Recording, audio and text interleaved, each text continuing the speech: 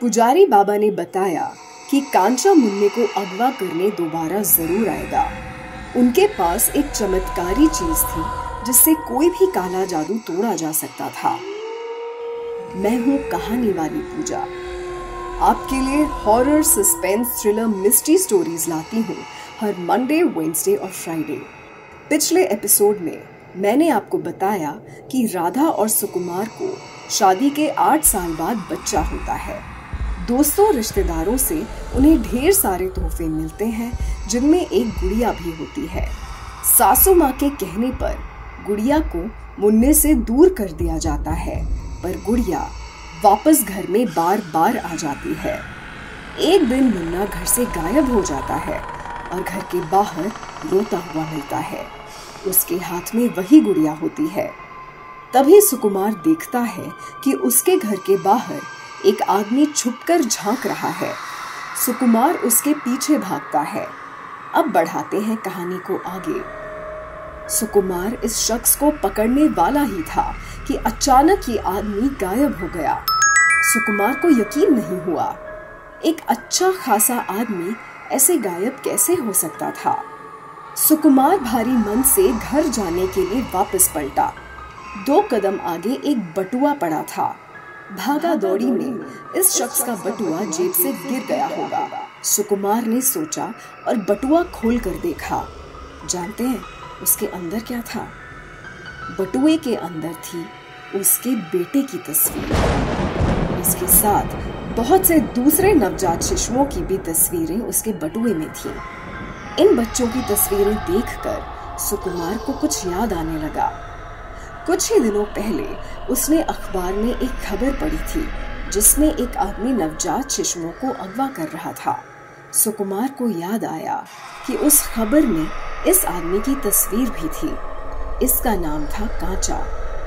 Police ने कांचा को पकड़ने की कोशिश की और उसके अड्डे पर छापा मारा तो वहां मिले बहुत से नवजात शिशु। पता चला कि कांचा शैतान के सामने इन बच्चों की बलि देकर अमर होना चाहता था। पुलिस ने कांचा को गिरफ्तार कर लिया, लेकिन वो उनके सामने से गायब हो गया। सुकुमार समझ गया कि उसके सामने से जो शख्स गायब हुआ था वो वही कांचा था। सुकुमार ने ये सारी बातें राधा को बताई। इन सारी चीजों के बीच घर में एक अच्छी बात हुई। ये भयानक सी दिखने वाली गुड़िया जो बार बार मुन्ने के हाथ में आ जाती थी, अब वो एक साधारण गुड़िया बन गई। अब वो यहाँ वहाँ अपने आप नहीं पहुँचती थी। राधा और सुकुमार निश्चिंत होकर जीने लगे। एक दिन राधा और सुकुमार मुन्ने को लेकर पिकनिक पर नजदीकी पार्क में चले गए। एक घने पेड़ के नीचे राधा ने चादर में लिपटे मुन्ने को बिठा दिया।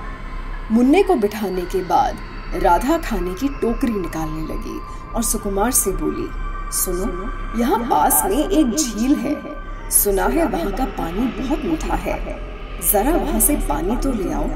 सुकुमार खाली बोतल लेकर निकल पड़ा। उधर राधा टोकरी से खाना निकालने लगी। जानते हैं, जिस पेड़ के नीचे राधा और मुन्ना थे, उसी पेड़ के पीछे से छुपकर कांचा उन दोनों को देख रहा था।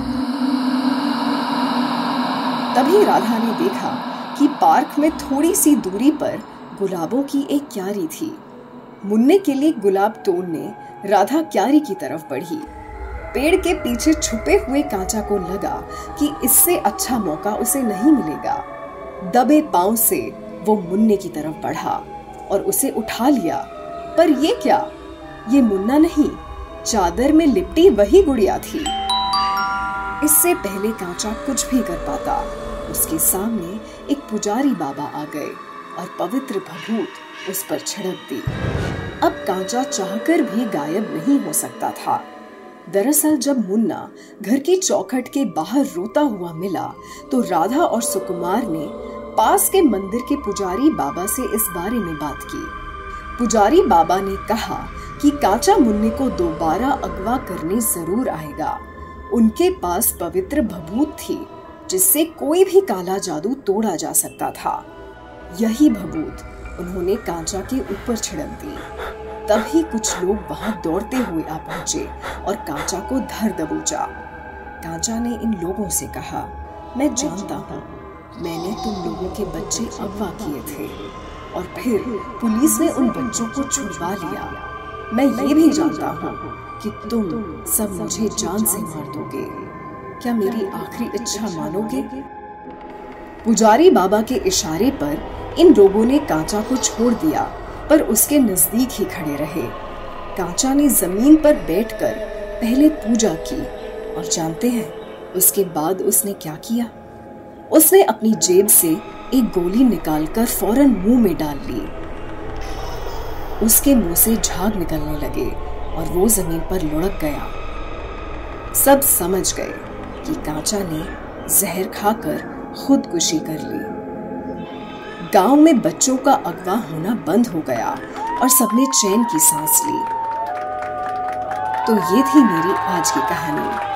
कैसी लगी आपको? लाइक कीजिए, शेयर कीजिए और मेरा चैनल सब्सक्राइब कीजिए अगर कहानी पसंद आई। इस कहानी का आइडिया मुझे मिला था मेरे सब्सक्राइबर अमन से, जो है भोपाल से। अमन, आपका बहुत बहुत शुक्रिया। इन्हीं की तरह अगर आपके भी किसी horror, suspense, thriller, mystery story ideas हैं तो मुझे बताइए कमेंट्स में। आपके आइडियाज को एक पूरी कहानी में तब्दील करके मैं सुनाऊंगी आपके नाम के साथ अपने चैनल पर। मैं हूँ कहानी वाली पूजा। मिलूंगी आपको बुधवार को शाम 7 बजे। तब तक अपना ख्याल रखिए।